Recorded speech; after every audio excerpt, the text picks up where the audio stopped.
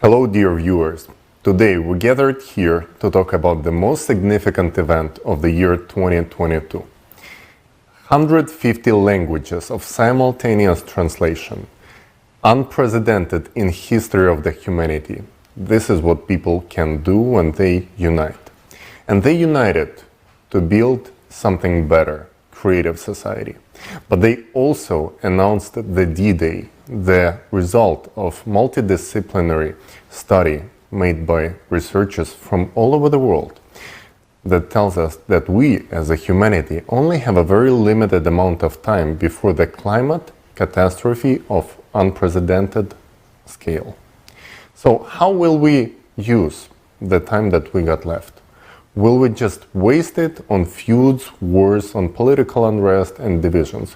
Or will we unite as a civilization and build a society that's worthy of living as a human for each one of us and for our children?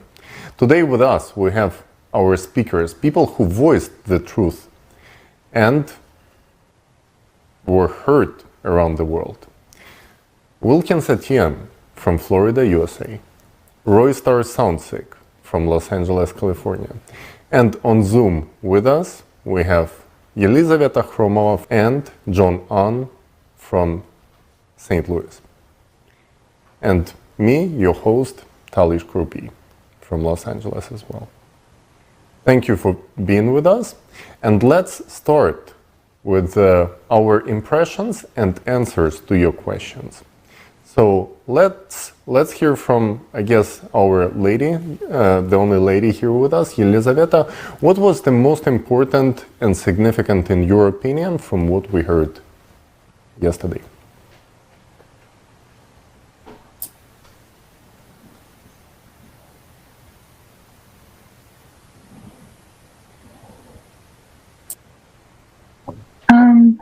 На форуме, безусловно, самым значимым была дата, которую нам выпала честь озвучить с командой спикеров, которая касалась доклада. And this date was related to the climate disastrous report. It's how the events will develop. Thank you so much. And also here with us we have Wilkins, who presented the very inspirational part. So on one side, yes, we know the truth about the climate change and that we only have a few years left, but also we can build this amazing new society based on unity and unification. And Wilkins, could you tell us a little bit more about your speech, because it was one of the most inspirational speeches at the conference? Yeah, absolutely. Thank you so much. So in building the creative society, we unite under the idea that we should all prosper as human beings, to live not only well, but to live very well, to have great conditions for all of us to live wonderful lives. And these 8 pillars are what everyone wants. It talks about the most fundamental values that we each have to live life prosperously.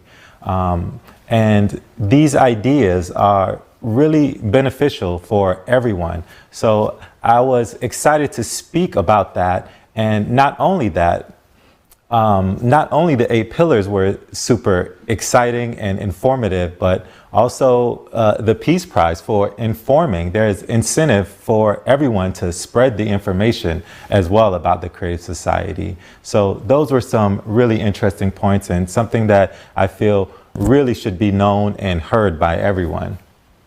Thank you so much. And people definitely heard, we can tell by the feedback that your message resonated with people. Mm-hmm. Roystar, you also had wonderful speeches and they were very inspirational. And you presented one of the, I think, the most amazing, unexpected surprises of the conference, which was your spoken word, which was the lyrical, the artsy masterpiece. Could you tell us a little bit more what inspired you? How did you come up with this? And what was the message, the ultimate message of your spoken word? Yes, thank you, Tali. Ultimately, the message of the spoken word was to emphasize the importance of us as a humanity and as as a civilization, how important we need to take this climate information, the climate crisis, and all of the crises that are happening on the planet. We need to divert all of our attention and our time into solving these problems. And so the inspiration for the spoken word definitely came from the want and need to address these issues. Thank you so much. Your message was heard by the people. And to all our viewers, I have to say that these people are true heroes because they really voicing the truth. And if you think this is so simple, if you think that this is so simple to go out there and say the truth, you are very much mistaken, because try to do it yourself and you will see that you put yourself out there to being mocked, being attacked by the system, being attacked by the media, as many people were who taken part. And those people who are not interested in truth being voiced are going to go for you, and they're going to try, first of all, to attack you, to make you lose your job, to make you lose your financial, sometimes even to stay without ability to support your family. So if you think that these people are just casually hanging out right there, this is not true. And we have a living example of that here with us, a true hero who voiced the truth about the climate change, about the CO2, that this is not the real problem, not the real cause of the climate change. And his story showed what kind of backlash can you get for that. So, John, it's a huge pleasure to have you here with us, and you're a true hero. And the way you stood up for the truth was amazing. For those who haven't seen the forum yet, could you just get us a brief explanation of what was the situation about in your case? Yeah, thanks, Tali. So I gave this report and to Rotary Club, which is really the comprehensive story of how the climate change is happening. It's not the CO2. It doesn't explain like local heatings in the oceans, or why only Western Antarctica is melting, not the East. And we gave this story, and apparently somebody in Rotary was unhappy about it because this person was all about CO2, and I think this person was getting funding through this CO2 program. And when the Rotary members heard the story, and I think her funding may have been threatened, and because of that, she decided to act in, let's say, in unethical way, and she sent out this email to my employer, and it was sent to my employer, and a little later this email was forwarded to me, and I was shocked. I spoke what I thought was right. I have my rights, and this person threatened behind my back. Oh, please, employer, please, you need to watch what this person's done, because this is not right. Just because, it doesn't fit the CO2 theory, so this person should get in trouble. Why? I spoke what I thought was right. And if people really look into this anthropogenic CO2 theory, it's causing the global change, it really doesn't make sense. I mean, again, like going back to West Antarctica, how can free-flowing gas, how can it make only Western Antarctica melt, not the eastern side? How can it cause these blobs in the ocean? It's impossible. And I got this email, and I was really shocked. And when this happened, I just told the truth. Like, look, I presented this report. This is my views, and this is my rights. And luckily, my employer saw that, and they respected it. We've had further conversations, but I really appreciate my employer treating me as an employee, as a human. Things are okay now. I hope that I set a good example that when somebody's throwing dirt at you, that one should stand up for what is right, because I mean, how's this truth going to get out? And I understand that there's a lot of issues of backlash and all this, but we don't have much time left. There's no time to really play around. So let's stand up. Let's stand up for the truth, and let's get the truth out, because CO2 is not right. We're all going to die together, or do we want to survive together? So it's just two options. And if nobody speaks about it, and if people are afraid, then we're all going to just just as we have seen in this this documentary. That's what's going to happen. So yeah, let's speak the truth. Let's get the truth out, and let's build a creative society, because this is the only way we can survive. Basically, your example shows that when people are being scared of, participating actively in the project of creative society, maybe they think, oh, what people gonna think, what my employer is gonna think. Well, it shows that people are very supportive, and people who actually care for you, they always gonna support you. So if you, like most of the people in this world right now, we know that something is wrong with the system. We know that something is just not clicking. But you don't want to stand out of the crowd because what others gonna think of you, right? So I think the people who gathered yesterday from all over the world, they are true heroes because they show an example of bravery. They show an example of how you are being actually the brave person. You're speaking the truth out there. And for others, it makes a tremendous impact because it's really hard to be coward in a room full of people who speak the truth.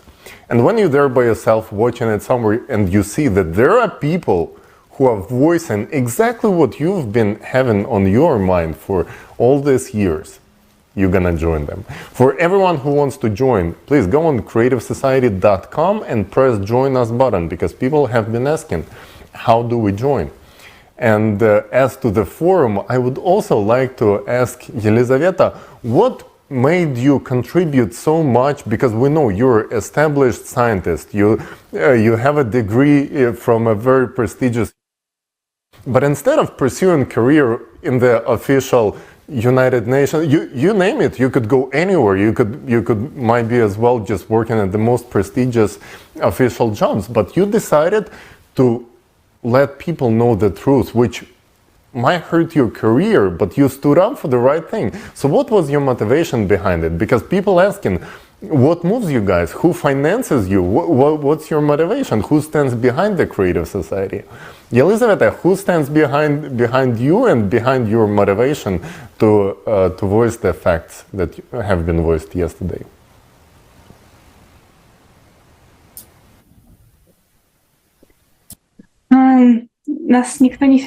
Well, basically nobody funds us. We often say to each other that our sponsor is the conscience, but basically it's our aspiration for life and aspiration to make sure that everyone whom I love would live, and all people on the planet too, because this number which has been voiced, this time countdown which appeared on the screen, 13 years, and the countdown is already on the way, and every minute, every second, there is this countdown. Every minute of the time is actually paid with the lives of people, who are now dying in cataclysms.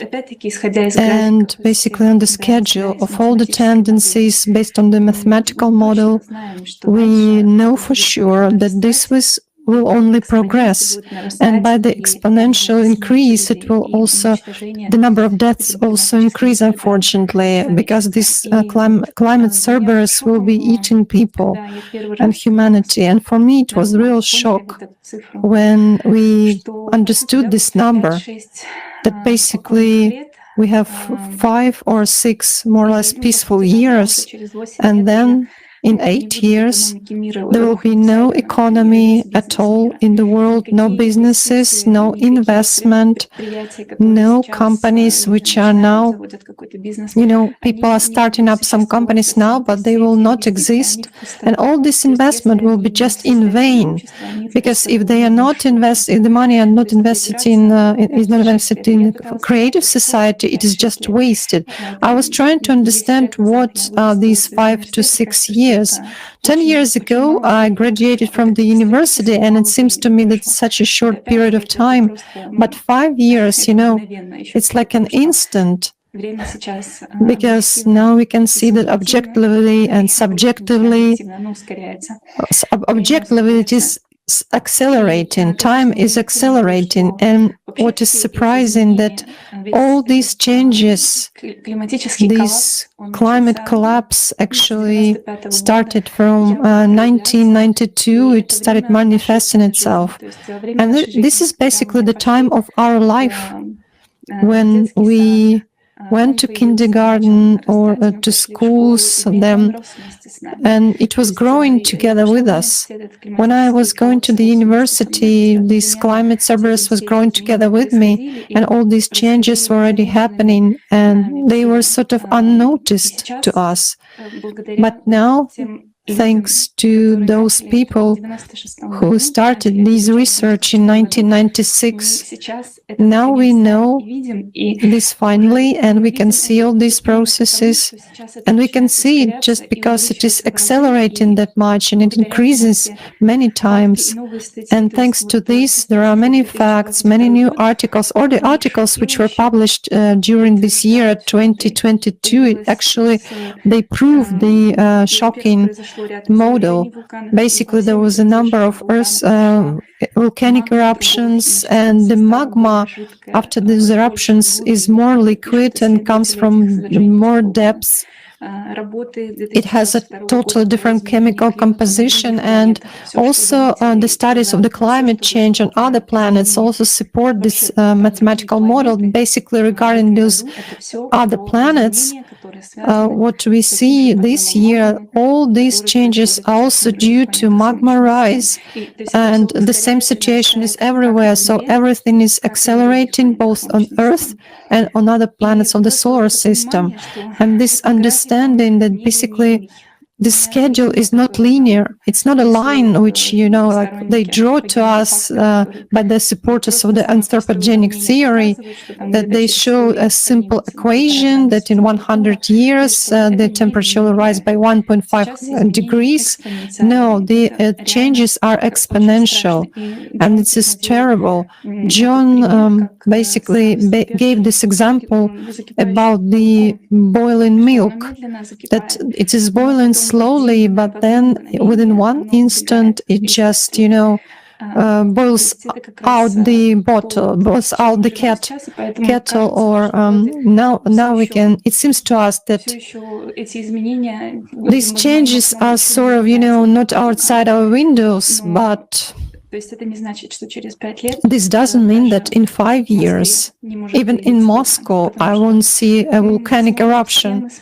We look at the schemes and maps where magma is rising, where the plumes, and we have discovered that there is a plume beneath Moscow. Can you imagine it? So it is rising also. It's the middle of November now, and the temperature in Moscow right now is plus 12. This is not supposed to be in reality. In Moscow, usually we have snow, but now we have plus 12, as if it's the beginning, of fall. And this is, these factors are the most motivating in terms of understanding the deadline, that actually we have clear, strict timetable, and the climate cycle of 12,000 years actually set this time schedule for us, and we have to speed up, and we have to catch up with this and overrun it, because, and another very big inspiration for me is that people understand this, they join in, they support the creative society, and the exponential character of this growth of technology and development of society. We understand that once everyone discovers the creative society, these changes will be very fast, just as fast as the boiling milk from the kettle. And actually, this is so positive and inspiring for me. Thank you. Thank you so much, Elizaveta. I think that this analogy with climate Cerberus was one of the most powerful ones, because anyone who knows mythology of ancient Greece, they know this ever-hungry dog with 3 heads that was eating, and the more it eating, the bigger it becomes and the more hungry it becomes. So this is what's been happening to climate. The further we procrastinate on taking action, and I'm not talking about raising taxes or whatever action is being announced officially right now, but actually getting the best scientists onto one table and make them work on the technologies that will stop this radiation, cosmic radiation that is causing the climate change. For everyone who haven't seen this board, I highly recommend you to educate yourself about true causes of climate change and what's not being told. We have to say that this is not being told mainly because this information would cause panic. But the true reason of our conference was not to cause panic. It's like when the house is burning down, you have to let the people know what's going on so we can save the human lives. And the solution was presented as well. We know what to do. There is a way out. So this is a very inspirational thing. And not only this is the way out, this is the next leap, the next generation where people can live without limitation of the consumerist society, where people can live in the world which exceeds the best imagination, the best dreams we could ever have for the society. And this is where I want to ask our dear guest, one of the speakers, Wilkins. Mr. Etienne, what is the most exciting thing about the Creative Society? What makes you really want to participate in the project, and which technologies presented yesterday were the most remarkable in your opinion? Well, Tali, I gotta say, I was shocked by the information that was presented to display the timeline that we have for our future. It revealed to me that there is not a lot of time left, right? But not only is there a solution, there is a way to get us past this point in civilization and leap us into an evolution in our way of being. One of the technologies that inspired me, that impressed me the most, was the matter replicator, like to solve all the hunger problems, you know, the vertical farms. There were so many technologies displayed in the forum. Just pick one, you know, vertical farming, the fuel-free generators. Imagine, I'm a Floridian. We just experienced 2 hurricanes in the recent past here and was without electricity, thankfully for not that long, for about 4 days. But there are many Floridians who were without electricity even still to this day. And the issues of the climate affect so many people around the world in so many ways. People are hungry and starving, and there were technologies introduced to help solve these problems that we're all facing. So those were the technologies that stood out to me the most. The matter replicators that are, you know, in the future, but even in the transition period, we have these technologies that already exist today, such as the vertical farming that cuts down on the usage of water, which is already in short supply for many people on this planet by up to, they said, 95%, which blows my mind. So yeah, Tali, those are the things that I found really, really impressive. I think meta replicators was one of the most exciting technologies presented, and the way it works actually makes a lot of sense, because everything consists in our world of particles, and by putting these particles together or breaking them down into the smallest pieces, you can manipulate with matter. So the most exciting thing for many of us, after we discussed, that really stood out was the fact that you don't ever have to do dishes, because if you just dump it into the basket and it all goes into small particles, that's such an amazing thing. And that's just a very small piece of technology, but this really changes everything. And Roystar, how do you think it would change the life of ordinary citizens if they would be provided with everything necessary? And you know what else was there? Like, when fear of uncertainty of tomorrow is removed, when people don't have to worry, am I gonna lose the job? How am I gonna sustain myself? How am I gonna pay for my education or education of kids, of medical bills, of rising electricity bills? All this is gone. Everyone is provided with everything necessary to live. people say, but will people get lazy? Will people stop working, stop being, contributing to the society? Would you as an artist stop making music only because you're not starving to death, or you're not fear of not being able to pay rent tomorrow? Would this factor stop you from being creative, or would this help you to be creative? Like, what's your vision on this one? Definitely, I believe that it would help me to be more creative. It would give me more free time to focus on my craft and the things that bring me joy. And so removing the dependency on acquiring material goods actually frees up everyone's ability to not only create, but to expand mentally, expand in education. Freeing up that material burden gives us all the opportunity to grow in every single area. Thank you. Thank you. And now I would like to ask John regarding also your experience. It's amazing how you showed the strength, and you explained in details how exactly when the system attacks you, you showed us the example how to behave when literally, I don't want to offend anyone, but slaves of the system who believe in brainwashed agenda of splitting people in two different categories and clashing them against each other.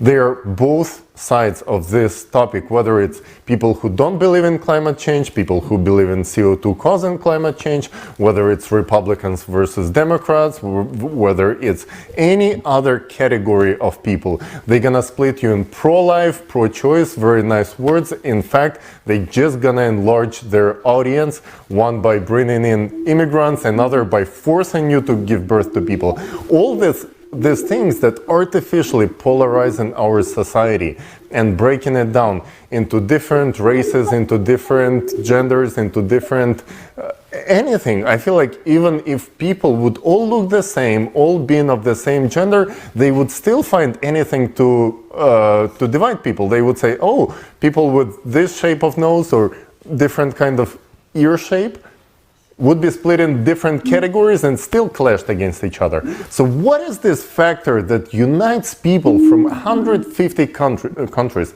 and makes them work together as a team? What do you think is so special about this project that brings people together?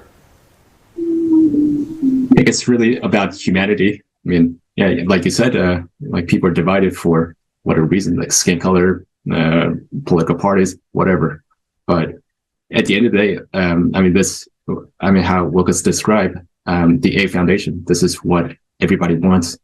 And this is, based on that, I think we can all connect. Can we not? Does anybody not want it? Does anybody not want the value of human life? Does anybody not want good healthcare, education? Does anybody not want that?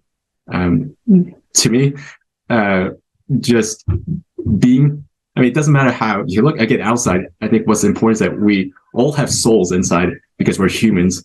And really, that is what connects us. We all want to live well. We want to be nice to each other. So, and to make that really happen, I think if we create a condition so that everything is just comfortable, we don't have to worry about food. We don't have to worry about, what clothes to wear, just cleaning up every day. We don't have to worry about any material matters. I think that will also help people to be nice to each other, and really, just it will be a really wonderful world. And I kind of want to go back to your question to Roy and Wilkins, and like for me, like what technology really would make difference is the energy. Like everything's limited by energy. Oh, we need to cut down on energy because we need to be more efficient. It's too expensive. But what if it really had free energy? We're struggling with all those recycling issues. Let's say with the replicator, it will take some time to develop it, but how about the plastics? It's very expensive to recycle. It takes a lot of energy, but what if energy was free? Now we can use the energy to collect all this garbage from the oceans and just put it into a plant and then just make into a new form of material. Just like vertical farming, for example, like it's okay. There's also capital cost that's expensive, but another part of it is operating cost because the energy is expensive and the energy price has been going up. What if we have a free energy? it's no problem. We can supply the light, the heat that it needs. We can feed everyone. I mean, the one of the videos showed how efficient the vertical farming is, and if the energy is not an issue, like why are we? How we will struggle with 8 billion people? We can feed 50 billion people. It's no problem because the energy is unlimited. So I think if we can free ourselves with the energy, I think whole different possibilities of humanity will open up. But for that to happen, we would need creative society. Otherwise, there would be other, people develop weapons and other stuff. So, yeah. Yeah, thank you so much, John. I completely agree with you. I think when people are given the choice and know what exactly they're missing on, they would definitely hop on this project. So if anyone is not supporting creative society yet, it's simply because they are not aware of this project or not aware what it actually stands for, because what it stands for is the stuff that they are missing out on. And for those who already understand how important this project is, we want to show a little video of our volunteers around the world and to show how exactly you can make your life better. All you have to do is to inform others about this project. Let's watch it together.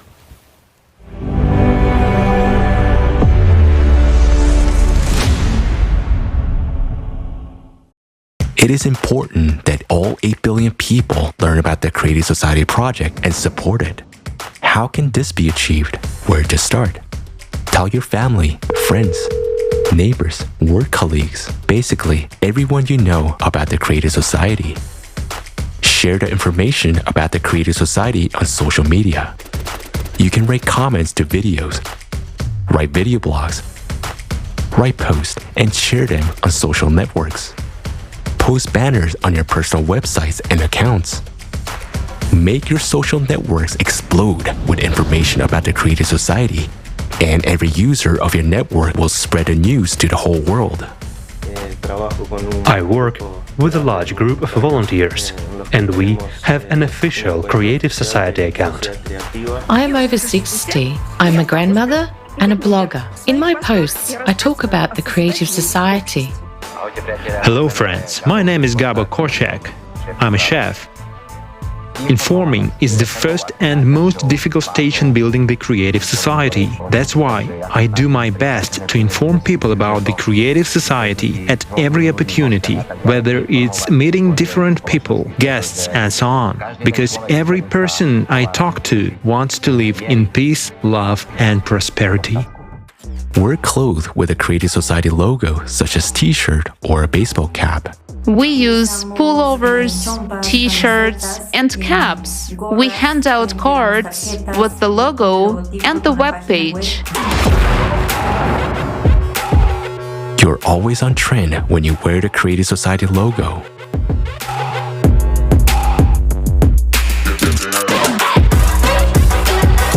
The only thing we need is the Creative Society. The Creative Society.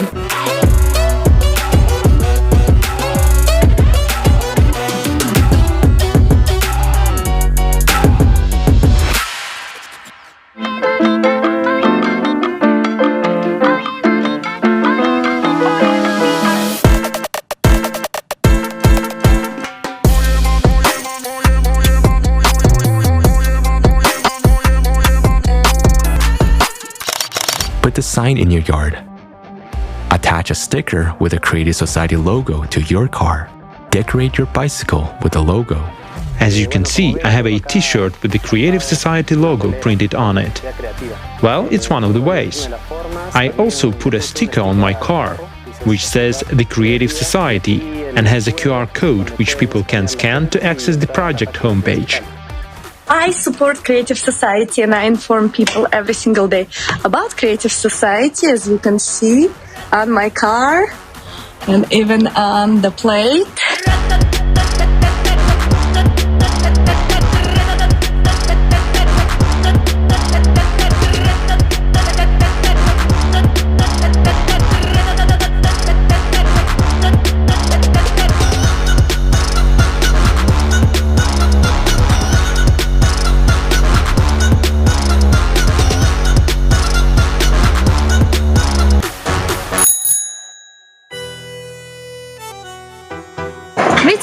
Netherlands. We are volunteers from Amsterdam, decided to spread the knowledge about the Creative Society by placing a sticker on our bike.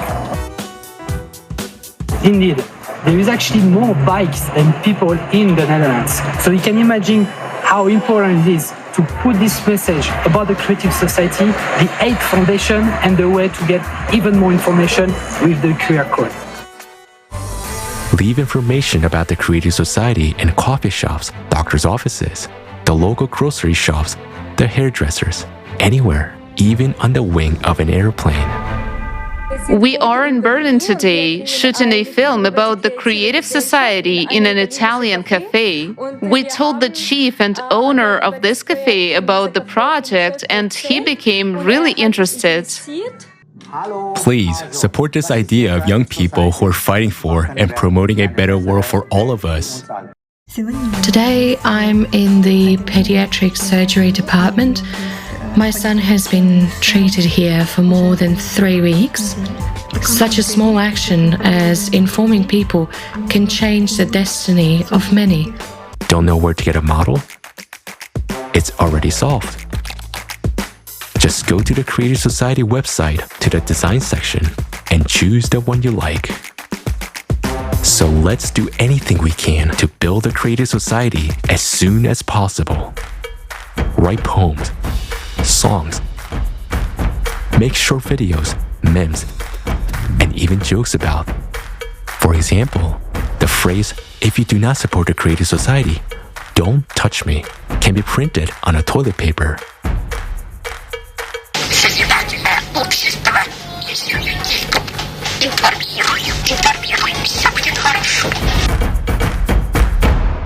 If you are a business owner, put the Creative Society banner on your website or add the logo to your products.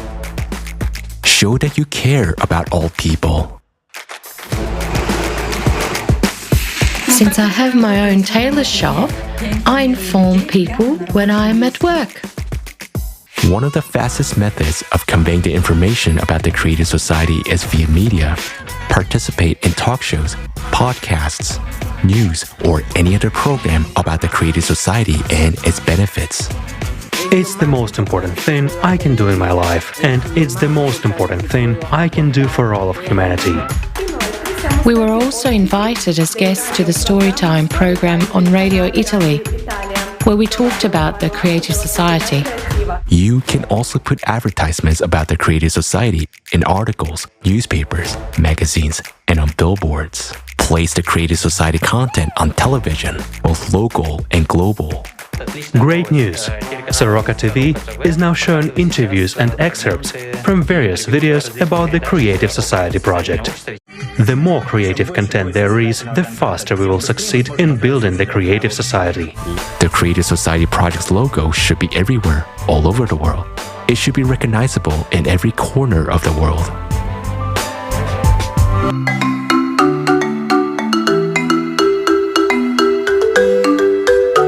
It's a platform where every person can raise their voices and speak about what challenges them as individuals but also as a society.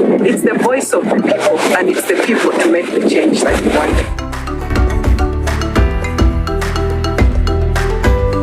It's only together that we can change the world. It's you and me who come together for a better life. That's why I call upon everyone, friends, brothers, sisters, to come and be part of this great project for the betterment of our world. Be creative and think of other ways to let the world know about the Creative Society. But don't forget that everything has to be within the framework of the law. The sooner people learn about the Creative Society, the sooner we will be living in it. If you want to have a decent life, tell everyone about the Creative Society. We're all unite on one platform, on the Creative Society platform, and we talk about the fact that we need to change the system we live in from the one that's consumer-oriented with money and power is number one to the one where we deserve to live well.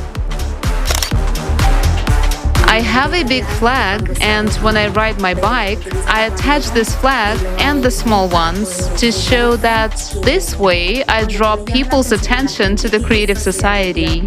The marathon is a great way for the city to learn about the amazing project, the Creative Society.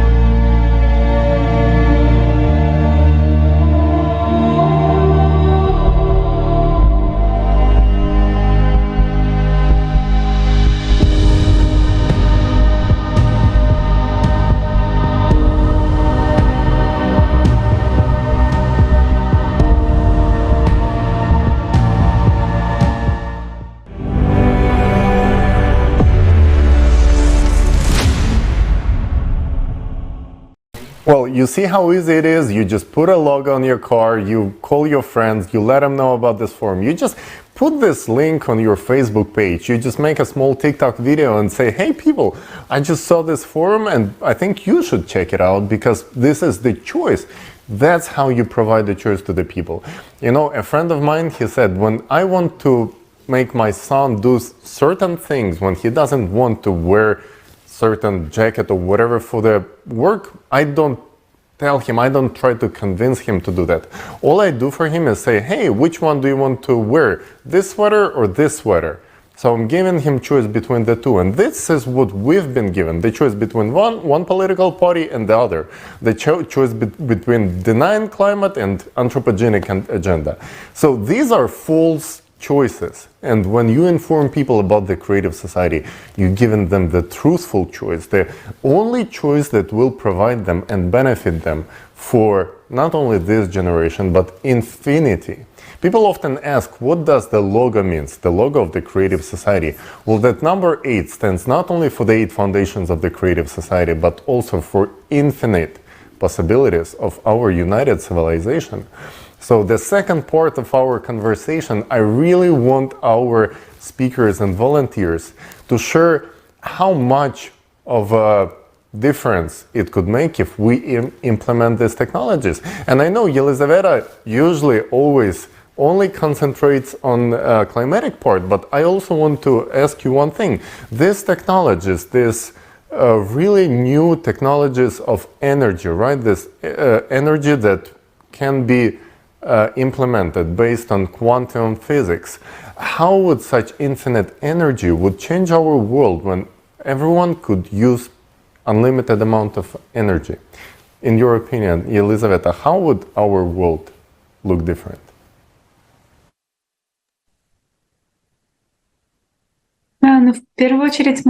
Well, first of all, we will be able to understand how to stabilize processes in the Earth's core and to stop those processes. But the question is how fast we can do this, because the processes have inertia and the fluctuations in the core, they are pressing out magma, and the magma also has its own inertia.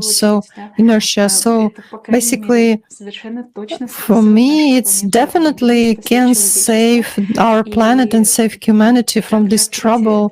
Also, the discovery of this free energy and the involvement of all the capabilities of robotics and unification of all technology, databases, neural networks,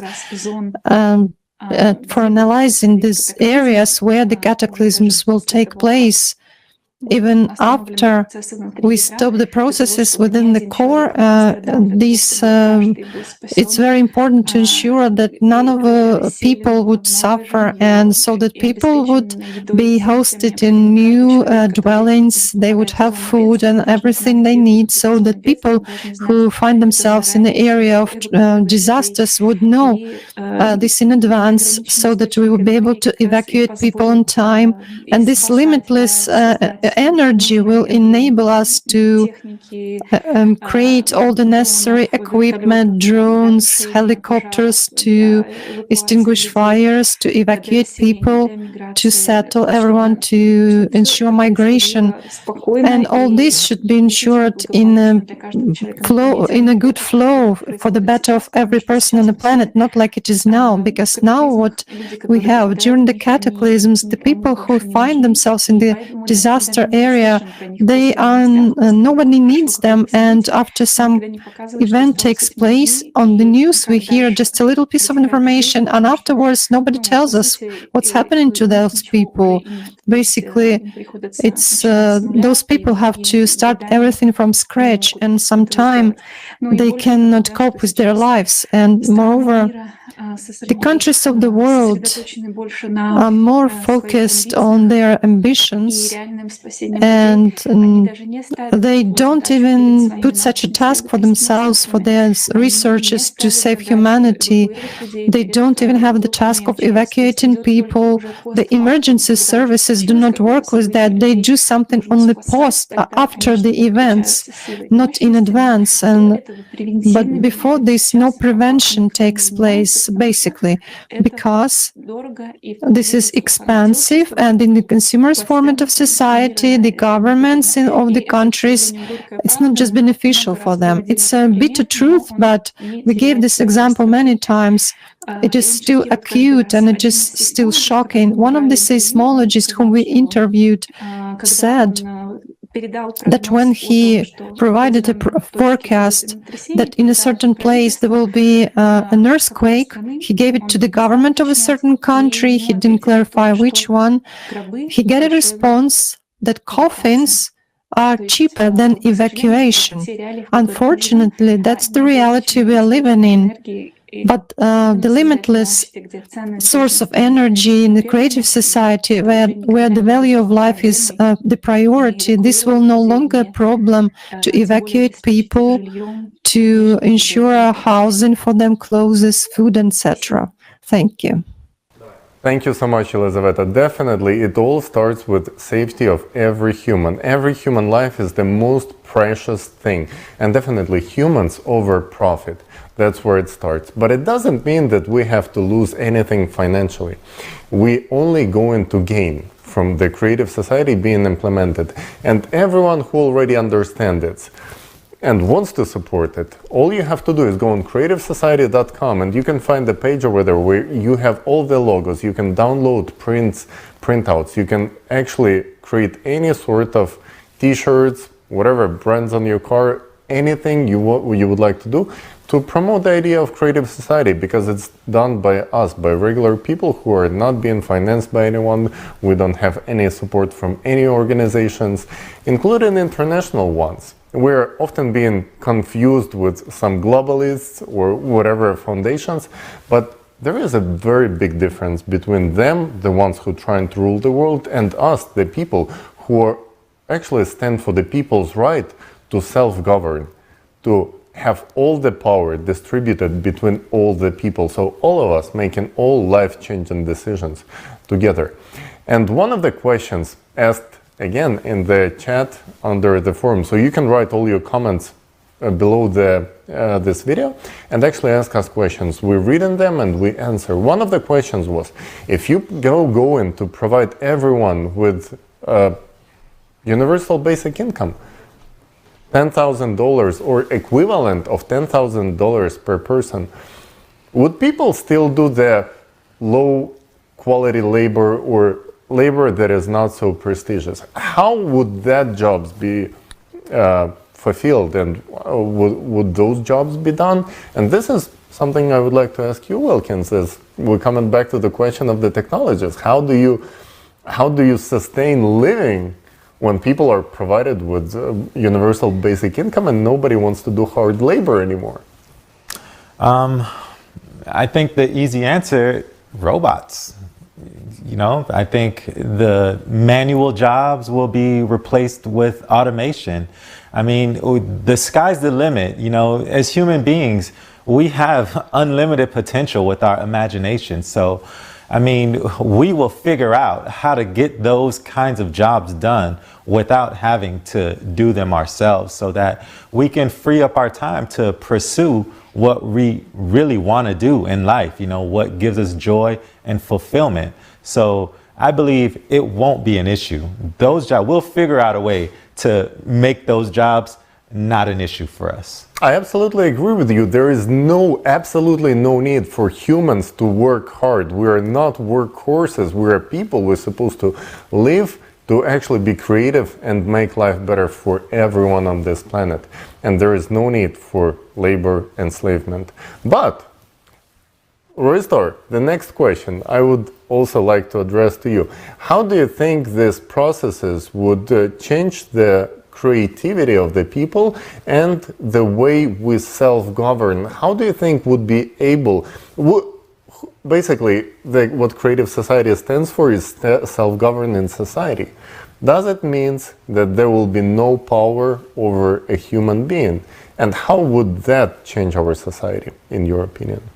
Oh, wow. The absence of power would actually empower us individually. It would give us the responsibility and role to empower ourselves and create and control our own realities, as opposed to giving our responsibility to a politician or someone else thinking that it's their job to save us, when in reality it's our job to save ourselves. And I think the absence of a power structure, or the absence of one man having power over another, opens the door to that reality. Thank you. I absolutely agree with you. It's about personal responsibility. So each one of you, our dear viewers watching this, don't wait for somebody else to build a creative society or to make your life better, or all your hopes about electing one politician or another. It's not gonna work. It's all about personal responsibility. And one of the very important things brought up yesterday was that if there will be no politicians who support the idea of creative society, we shouldn't participate in those elections at all, because it's pointless. And I would like to address our final question to John. How do you think the self-governing society is actually going to work? And does it mean that we're not going to have any sort of management? Because any company, for example, including yours where you work, it works somehow, there is management, but there is no power of one employee over another. How do you think this is applicable to the society in general? Well, we just had elections not too long ago, and sometimes, we're voting for certain issues.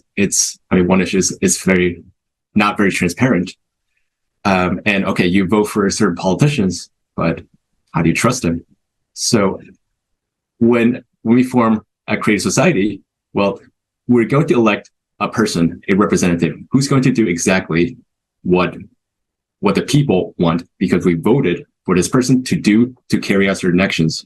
So this is how it's going to work in creative society. Whereas now we vote for a person, another money comes into this politician from somewhere else or whatever, from different organizations, and this person just goes off. In creative society, we vote for this person. If this person, a representative, doesn't do the job that we people want him or her to do, then we'll get him out of the office. We replace him or her with a person who would help to. Yeah, who will carry out the people's will, what we want. So that will be the difference between now and when we would have a creative society. Absolutely, John. The ability to actually recall any politician, any executive from any position, if they not doing their job right, this is what is actually empowering the people. And also ability to actually be heard. Your voice matters. Every human life, every person on earth has the same right and the same amount of power. And all of us working together as unified civilization, this is what is going to take us to the next leap of flourishing as a humanity. And there is nothing that divides us except for imaginary boundaries in our mindset set by those who trying to benefit out of our enslavement. But in fact, there is only one chance for all of us to survive, including those who trying to empower themselves, trying to rule our society. Even they will not be able to survive the climate cyberus that is coming for all of us. If we do nothing, this is going to be the end, and we're going to be done in only short period of time from now. But at the very same time, this point of bifurcation gives us amazing ability. We are on the crossroads right now, and our next step will determine everything. And remember that not taking action is also a choice which will have its consequences. So if you understand the importance of the information presented at the forum, make sure to click the button, subscribe, share this video across all your social media platforms, and become the voice yourself. Don't wait for somebody to invite you to participate. There is no special invitation. The call has been already announced. Go on TikTok, make this video, and let people hear your opinion about the society in which you would really love to live in. And leave your questions in the comments. We are reading those as well. Thank you for joining us today. This has been an amazing experience for all of us, and please don't lose your ability to enrich yourself by this amazing opportunity to contribute to the flourishing of our civilization altogether. Thank you.